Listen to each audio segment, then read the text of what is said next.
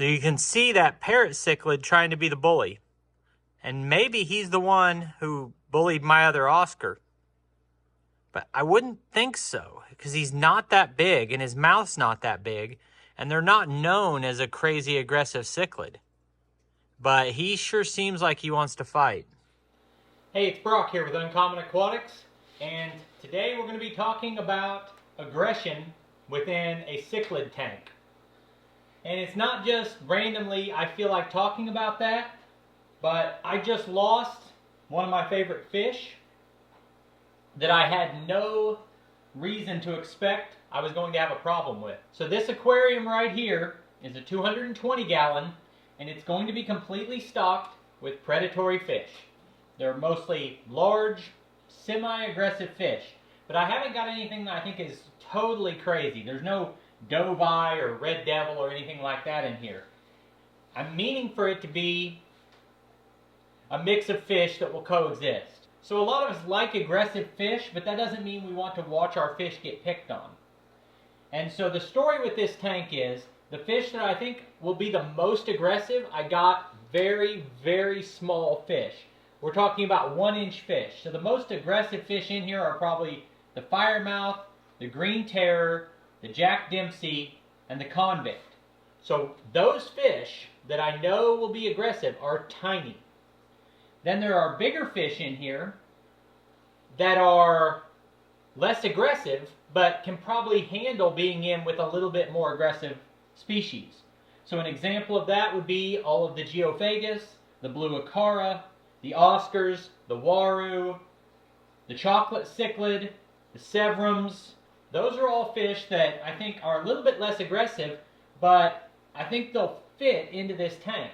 And over time, there's a possibility that one fish, it might be the Texas, is just too big and too aggressive and too mean, and he can't live in here. It could even be the green terror or the firemouth, but you don't know, because every fish is a little bit different.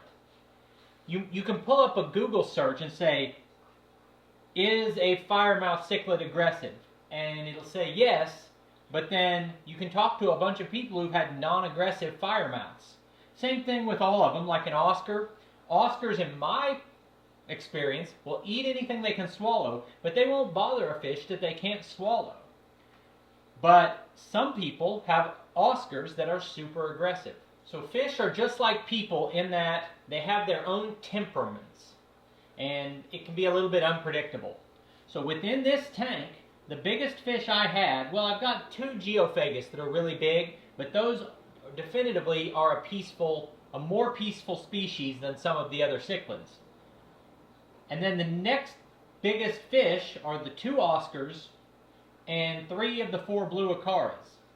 And none of those seem like a fish that would just relentlessly bully another fish, in my mind. And I spend a lot of time watching this aquarium. And just like right now, all of these fish are active, but there's no bullying going on. So the aggression has been very minimal. I had a little bit, that's another story, when I was first adding these fish. But for the last 3 weeks, the aggression has been pretty minimal. Like, when there's food on the bottom, someone might chase another fish away, but not a bunch of like lip-locking, intense kind of stuff like you sometimes see with cichlids. So yesterday, I had a very long trip. Left first thing in the morning, didn't get home till after midnight. Didn't check the aquariums at all. Today I come out and everything seems fine. I'm not really noticing a lot of aggression. Normal.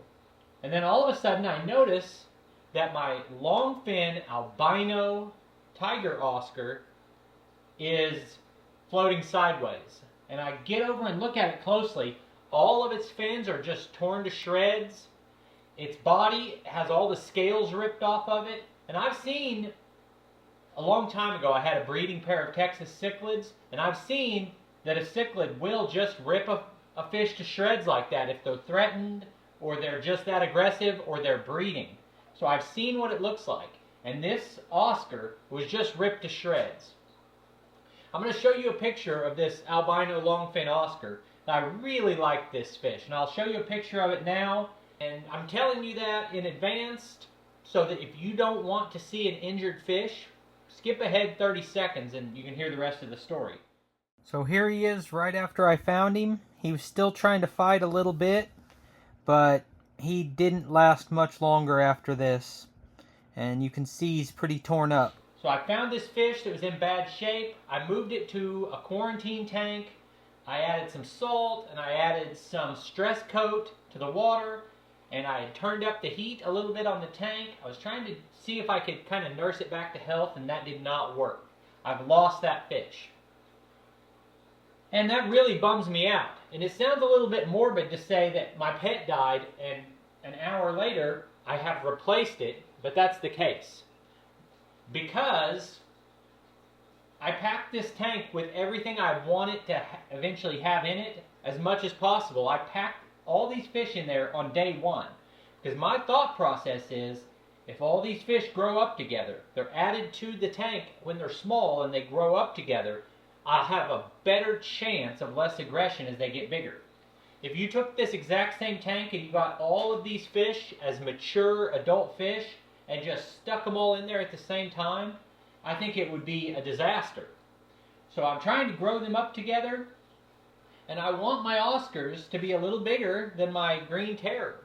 And with that in mind, it's harder to find mid-size Oscars, 5, 6, 7, 8 inch. They're out there, you can buy them.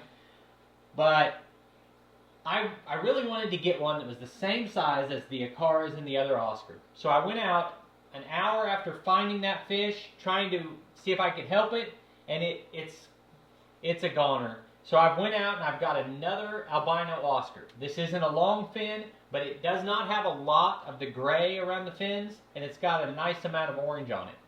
So he's been floating in the tank while I'm talking. I'd say he's temperature acclimated. Let's get him put in here and see if he does any better. I hope that we don't just have an aggression problem where they're going to go after this Oscar too, but I can't imagine why they would single out that fish out of all of them.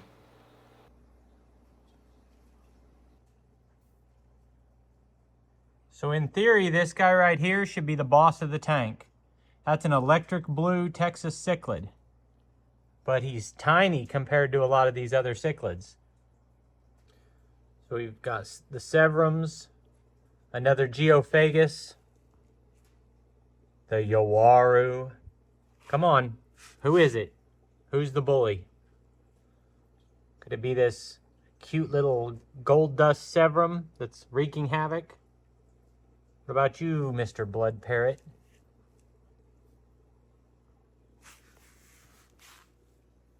And of course, there's the Green Terror. Just his name says that he would be a terror. But he's a lot smaller than some of these other guys. I think that platinum parrot cichlid and that convict are going to be a mated pair. And that's a hybridization, I guess, but a convict will essentially breed with about anything. Now, the other thing is, I would have thought that convict was too small. It's tiny. But these two fish don't want anything over in that corner where that parrot is right now. And they never bother each other, but they chase off everything else, even though there's some of the smaller fish in here. And they've been digging out the sand behind the piece of driftwood right here. They're all the way down to the glass. And I have a feeling we're going to have convict parrot hybrid cichlids in here soon. So you can see that parrot cichlid trying to be the bully. And maybe he's the one who bullied my other Oscar. But I wouldn't think so, because he's not that big and his mouth's not that big, and they're not known as a crazy aggressive cichlid. But he sure seems like he wants to fight. Now, if we're searching for culprits, the big Geophagus back there would be capable of beating up another fish like that, but I haven't seen that temperament from it.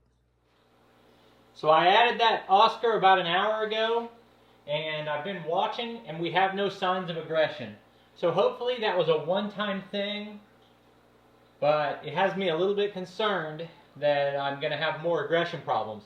But essentially, if you're going to keep larger, predatory, aggressive fish, this is just something you're going to have to deal with and monitor and work at to get a community of these types of fish that get along. So anyway, I appreciate you taking time to watch the video. I'll put links on the screen to a couple more of our videos, and I'll see you next time.